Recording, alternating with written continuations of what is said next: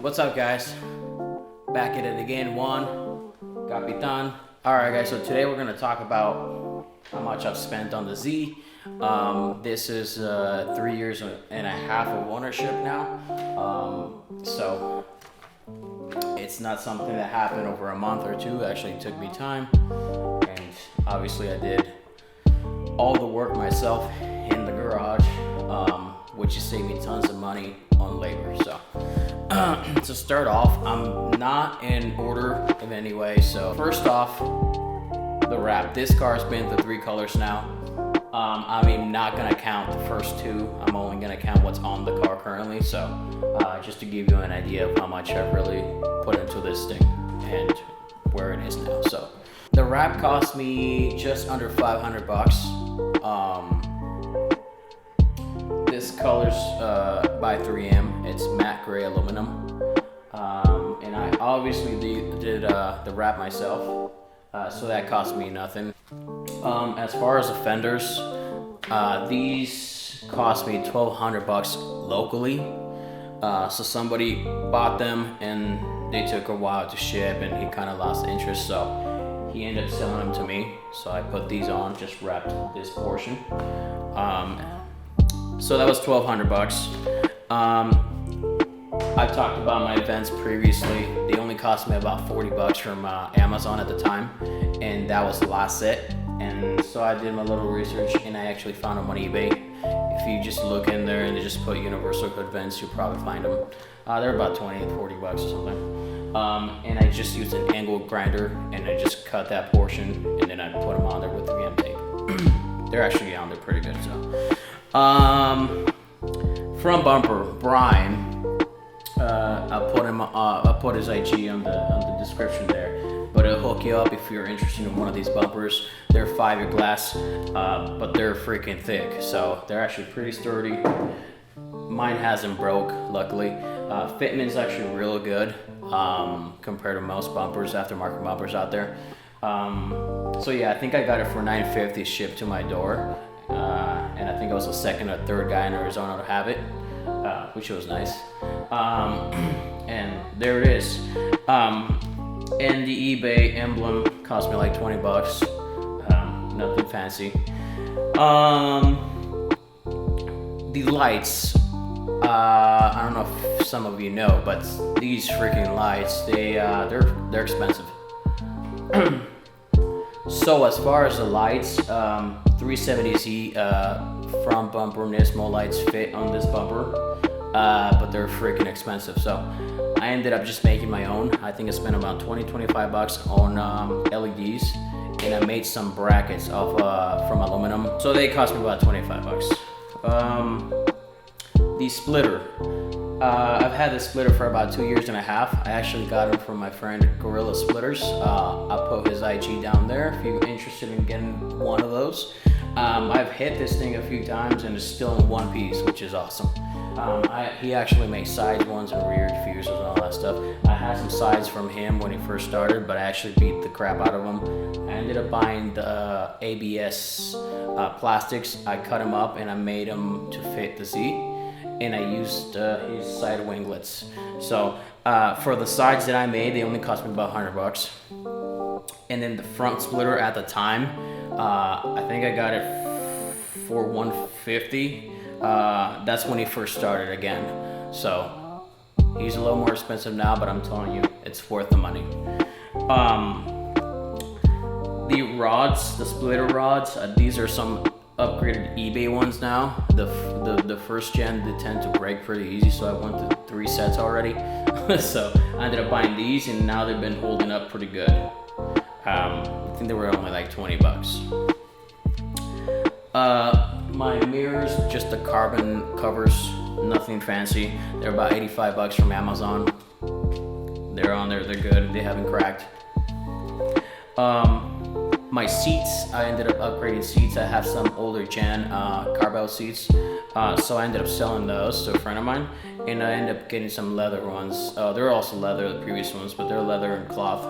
So I got me these for about $1,000. Luckily, I already had brackets for them, so I didn't have to spend money on brackets, which is a plus. My steering wheel, it's a D&D steering wheel. At the time, it cost me $80, only because I attended NIS Fest in California. I think it was 2 years ago, a year ago. So they were having a sale for $80. I think they're like $120, $140 on their website. And I bought the NRG hub for $110. Nothing fancy. My turbo setup at the time, I think with supporting mods, you know, turbo, everything included with spark plugs you have to buy because they don't come with that, but you can ask them if you can buy that. But I think I ended up spending $6,500. Super easy kit to install. It's my first time doing it, so super easy. You don't have to remove your engine, you don't have to do any of that, which is nice. Really easy, so I'm happy with it. It does spool a little late, but brake boost, it works when it works, because my brake boost is not working right now for some reason. So anyways, I ended up upgrading my clutch when I got the turbo, because my stock clutch wasn't holding. So I ended up buying an ACT clutch, racing clutch. I forgot what model it was, but I think it was rated like a 585 torque, and I know a stock motor can't handle more than 500 for that long. So I was like, I'm okay with just getting the 585 for now until I decide to build a motor. So it cost me about $650 shipped. And then I combined it with the WT flywheel, which it cost me about $400. So far it's been fine, no slipping. It feels great. I ended up buying some eBay catch cans. I wasn't running a catch can for like forever, so I just decided to buy eBay catch cans until I can buy a better setup. I'm just gonna buy me the one with the reservoir all together, all in 3 or things, something like that. So I mean, they're working so far. I just didn't want to oil over my freaking engine, so I ended up buying some eBay ones. They seem to be working fine.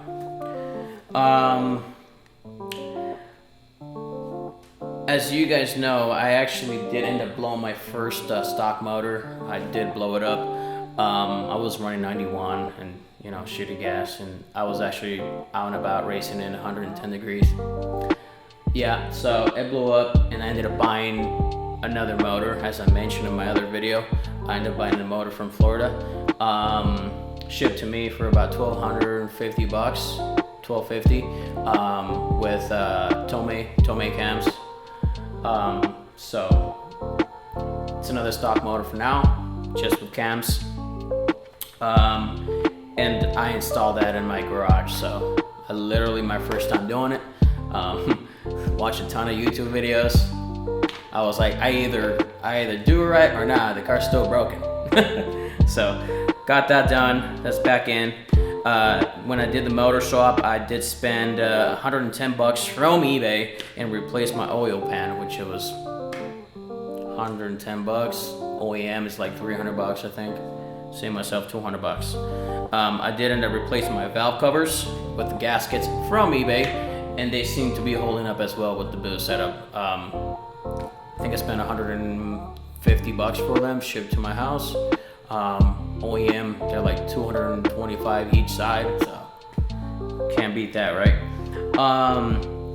My rear wheel setup, my 15 setup in the rear, they're only Jag wheels. I think there were $220 for both of them. Shipped to my house, so not bad. I ended up spending about $480 for the tires, which they're Mickey Thompson ET Streets. So that's the rear setup. And just if you guys haven't seen my previous video, I did go with the 4.5 back spacing on those wheels. They're 15x8. If you don't want to mess with rolling your fenders so much, you might want to get the 5.5 back spacing, because they might stick out too much. My diffuser, which I still have a stock bumper, I just cut it a little different to match with the diffuser and show a little bit of the turbo setup. That's the whole deal with the rear mount. So I ended up going with a TS style diffuser cost me about $250 shipped, so that's not bad. The duck bill on my car, it cost me about $220 at the time. I think I've had it for 2.5 years. This car's always in the garage, so I hardly see any cracks or any fading like that. Still fine. Which, by the way, some people have messaged me on eBay. There's a guy that's using my picture, and I actually emailed him, and I'm waiting for him to email back because I like the free one. The rear window spoiler, that thing only cost me like $100. It's a carbon fiber one. It's fine, so just looks. Headlights. My headlights were shit when I bought my car. They were cracked. They're usually notorious for cracking, having cracking marks and stuff like that. So I ended up buying some depot lights from Amazon. As far as the interior, which I already spoke about the seats, my pillar pod for the gauges, it cost me about $100 from a Concept Z. I went with AM gauges. I went with the boost gauge, which was like $200, and the AFR, which was another $180. Nothing crazy, and I ended up buying the Gretty boost controller, which it was about $350. Again, nothing crazy, nothing fancy. Roughly, I spent about $16,000 to $18,000 as it sits. I'm sure, like I said, I'm pretty sure I'm missing a few things, and I just can't remember right now. But I'm just gonna go solid with 18 grand. That's what you get. So, and this doesn't include with the purchase of the vehicle, which I'm gonna say I did buy the car for $13,600. So it's an easy $30,000 build.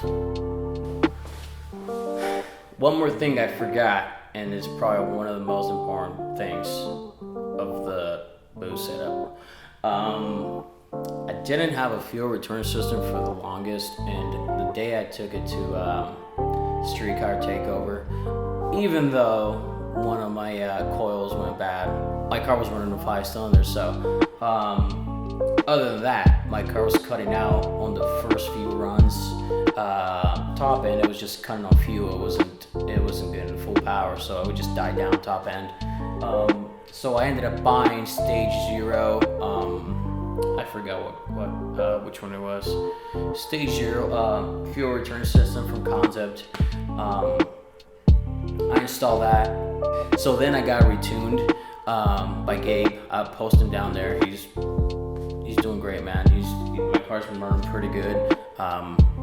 So I got no complaints. So yeah, that's the car got retuned, got a fuel system installed, and after that, man, I honestly feel like I got another 50-80 horsepower out of that. So the car's running solid, feels good, AFRs look great. Recommend getting a fuel return system if you're going boost. You always need that extra.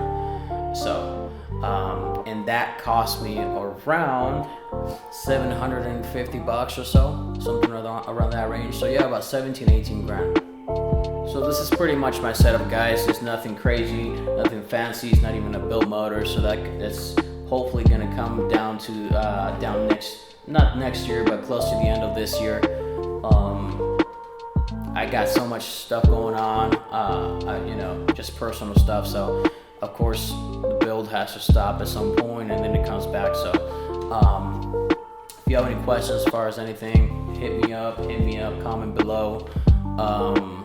Message me my IG. I might end up changing my IG name, only because it's mostly all about the car. It's not about me.